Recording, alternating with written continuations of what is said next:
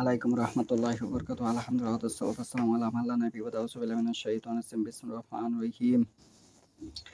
বাল্লিগু আন্নী ওয়ালাউ আয়া। আমার পক্ষ থেকে হাদিস জানতে উপস্থিত। আজকের বক্তব্যের বিষয় হলো ইমামতি সম্পর্কে, মহিলাদের ইমামত সম্পর্কে। সেখানে পুরুষ লাগবে কিনা। কিন্তু যে ইমামতি করবে তার যে গুণাগুণটি থাকতে হবে কোরআন এবং হাদিস থেকে দলিল উপস্থাপন করব। ১ নম্বরে তার গুণাগুণ থাকতে হবে, সে শিরক মুক্ত হবে। শিরক করলে তার জন্য জান্নাত হারাম হয়ে যায়। সূরা মাইদার ৭২ নম্বর আয়াত থেকে। ২ নম্বরে সে বেদাত মুক্ত হতে হবে। যে বেদাত করে তার ফরজ নফল কোন আমলে আল্লাহর তরফে কবুল হয় না। সহিহুল বুখারী ৩ নম্বর খণ্ড ৩১৭৯ নম্বর হাদিস পড়ে দেখুন। এবং সে স্বতন্ত্র থাকতে হবে এবং সে মুসলিম হতে হবে, ন্যায়নিষ্ঠ এবং সৎ ব্যক্তি হবে। সে তার সার্টিফিকেট থাক, ব্রিটিশদের সার্টিফিকেট থাক চাই না থাক, তাতে কোনো সমস্যা নেই। এবং সে যদি কোনো দল বা সংগঠন করে তাহলে জনগণ বিভ্রান্তির মধ্যে পড়ে যাবে। বর্তমান প্রেক্ষাপটে কিন্তু ইসলামী দলের কোনো অভাব নেই। একদল শিয়া, একদল হাম্বলি, একদল শাফি, একদল মালিকি, একদল ইমাম আবু হানিফা রহমাতুল্লাহ। এর ভিতরে আরও হাজার হাজার দল হয়েছে। সে একমাত্র ওহীর অনুসারী হতে হবে। সূরা আরাফের ১৭৫ নম্বর আয়াতে দেখুন, যে ওহীর অনুসরণ করে না সে শয়তানের অনুসারী। এখন আমরা যাব পিছনে যারা ইমামতি করেছিল তাদের যোগ্যতা সম্পর্কে আমরা এখন জানবো, যে তারা কি সম্পূর্ণ কোরআনে হাফিজ ছিল কিনা, তারা কি মুফতি মুহাদ্দিস শাইখ ছিল কিনা, সে সম্পর্কে আমরা এখান থেকে কয়েকজন যোগ্য ব্যক্তির নাম উল্লেখ করব। রাসূলুল্লাহ সাল্লাল্লাহু আলাইহি সাল্লামের অন্ধ সাহাবী আব্দুল্লাহ ইবনে উম্মে মাকতুম রাসূলুল্লাহকে দুবার মদিনা ইমামতির দায়িত্ব দেন। তিনি কোনো হাফেজ, শাইখ, মুফতি, মুহাদ্দিস কোনো কিছুই ছিলেন না। হাদিসটি হচ্ছে আহমদ, আবু দাউদ ৫৯৫ ১ নম্বরে।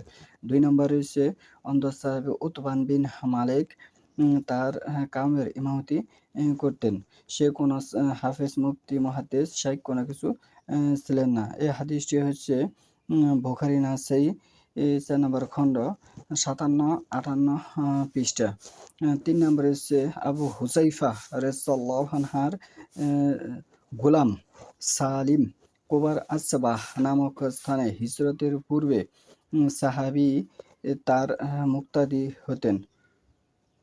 সাহাবী তার মুক্তাদি হতেন হিজরতের পূর্বে। এখানে মনে রাখবেন যে সালিম আসবাহ নামক স্থানে হিজরতের পূর্বে মুসলমানদের ইমামতি করতেন। হযরত ওমর, আবু সালামা আর অনেক সাহাবীতা মুক্তাদি হতেন। তাহলে এখানে হিজরতের পূর্বে সূরা নাজিল হয়েছিল, মাক্কি সূরা হয়েছে ৮৬টি। তাহলে সে তো সম্পূর্ণ কোরআনের হাফেজ নয়, মাত্র হিজরতের পূর্বে ইমামতি করেছেন। তাহলে সে কি সম্পূর্ণ কোরআনের হাফেজ নয়। ৮৬টি সূরা মক্কায় অবতীর্ণ হয় এবং ২৮টি সূরা কি মদিনায় অবতীর্ণ হয়। তার মানে সে সম্পূর্ণ কোরআনের হাফেজ নয়। এটি স্পষ্টভাবে প্রমাণ বহন করে। এই হাদিসটি হচ্ছে বুখারী মিশকাত ১১২৭, ইমামত অনিশ্চিত। ৩ নম্বরে ৪ নম্বরে হচ্ছে হযরত আয়েশা রাদিয়াল্লাহু আনহার গোলাম আবু আমর মুক্ত হওয়ার পূর্বে লোকদের ইমামতি করতেন। মুসান্নাদে শাফি, কিতাবের নাম মুসান্নাদে শাফি। সেও কোনো হাফেজ বা আলেম শাইখ কোনো কিছু ছিলেন, এটাও বোঝা যায় না। আমর বিন সালমা বিন কাইস ভালো কারি হওয়ার কারণে ৬, ৭, ৮ বছর বয়সে ইমামতি করেছেন। এই হাদিসটি হচ্ছে আহমদ, আবু দাউদ, নাসাই ৪ নম্বর খণ্ড ৬৩ এবং বুখারী মিশকাত ১১২৬। এখানে যাদের কথা উল্লেখ করা হচ্ছে এরা কেউ হাফেজ, শাইখ, মুফতি, মুহাদ্দিস ছিল বলে বোঝা যায় না হাদিস দ্বারা। তারা এই যে যোগ্যতাটা তাদের ছিল, তারা আল্লাহ রাসূল সাল্লাল্লাহু আলাইহি ওয়াসাল্লামের অনুসারী ছিল এবং তারা বেদাত মুক্ত ছিল, তারা শিরক মুক্ত ছিল। এগুলি যোগ্যতা তাদের ছিল। তাদের এই বর্তমান প্রেক্ষাপটে যে ব্রিটিশদের, ওরিয়েন্টালিস্টদের যে সার্টিফিকেট যেটা বের হয়েছে, এগুলো কিন্তু তাদের মাঝে ছিল না। যে সে কামিল পাস, সে ফাজিল পাস, সে মুফতি, সে মুহাদ্দিস, এগুলো বোঝা যায় না হাদিস দ্বারা। এখন আমি যাব মহিলাদের বিষয়ে। বদর যুদ্ধের সময় উম্মে উরাকাকে তার পরিবারের ইমামতি করার জন্য রাসূলুল্লাহ সাল্লাল্লাহু আলাইহি ওয়াসাল্লাম নির্দেশ দিয়েছিলেন এবং তার জন্য একজন বৃদ্ধ মুয়াজ্জিন নির্ধারণ করে দিয়েছিলেন।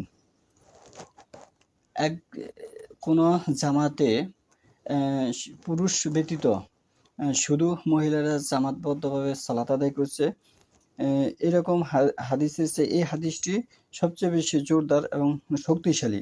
এই হাদিসটি হচ্ছে আবু দাউদ 591-92। তাহলে মুয়াজ্জিন ছিল যে এটি বোঝা যায়, পুরুষ ছিল যে এটি হাদিস দ্বারা বোঝা যায়। অন্য বর্ণনায় খাসভাবে এসেছে যে রাসূলুল্লাহ সাল্লাল্লাহু আলাইহি ওয়াসাল্লাম তাকে তার পরিবারের মহিলাদের ইমামতির অনুমতি দিয়েছিলেন। মহিলাদের ইমামতি করতো, অন্য হাদিসে এসেছে। তাহলে বাংলাদেশ যে প্রেক্ষাপটে ইমামতির যে প্রচলন আমরা মহিলাদের দেখছি, সেটা আমরা বাস্তবায়ন করতে গেলে হজের সময় কিন্তু মহিলা নারী পুরুষ একসাথে সালাত আদায় করে। এবং সূরা আল ইমরানের 43 নম্বর আয়াতে বক্তব্য এসেছে, হে মরিয়ম তুমি এই রুকুকারীদের সঙ্গে রুকু সেজদা করো। এখানে যদি বাংলাদেশে কোনো মহিলাকে ঘরের ভিতরে সালাত আদায় করতে হয়, মসজিদে না যায়, তাহলে সে কোরআন এবং হাদিস এবং মক্কার যে বর্তমান প্রেক্ষাপটে যে সালাত, এই ৩ অর্ডার বিরোধিতা করলো। এবং মহিলা পুরুষ বাড়িতে যদি না থাকে, তাহলে অন্য পুরুষ এই যে আল্লাহ রাসূল হাদিস দ্বারা বোঝা যায় কি খাসভাবে তার মহিলাদের ইমামতি অনুমতি দিয়েছেন। তাহলে একজন মহিলা বাড়িতে শুধু একা একা কোনো মহিলার ইমামতি করতে পারবে না, পুরুষ ব্যতীত, এটা বোঝা যায় স্পষ্ট। মহিলারা পুরুষদের ইমামতি করতে পারবে না। মহিলারা কি পুরুষদের ইমামতি করতে পারবে না? কেননা আল্লাহ বলেন পুরুষরা নারীদের উপর কর্তৃত্বশীল। সূরা নিসার 4 নম্বর সূরা 34 নম্বর আয়াত পড়ে দেখুন। তাহলে এই সমস্ত হাদিস দ্বারা স্পষ্ট হয়ে যায় যে একজন মহিলা ইমাম, মানে ইমাম শুক্রবারে মসজিদে সালাত আদায় করালো 2 রাকাত ফরজ সালাত আদায় করলো, আর মহিলা বাড়িতে 4 রাকাত পড়লো একই দিনে, একই সময়, একই টাইমে। কিন্তু এখানে তো মহিলা একা একা সালাত আদায় করবে পুরুষ ব্যতীত, এটা বোঝা যায় না। এখানে বোঝা যাচ্ছে যে পুরুষ লাগবে, আল্লাহ রাসূল সাল্লাল্লাহু আলাইহি ওয়াসাল্লাম নিযুক্ত করে দিয়ে গেছেন। এই হাদিস দ্বারা স্পষ্ট বোঝা যায়।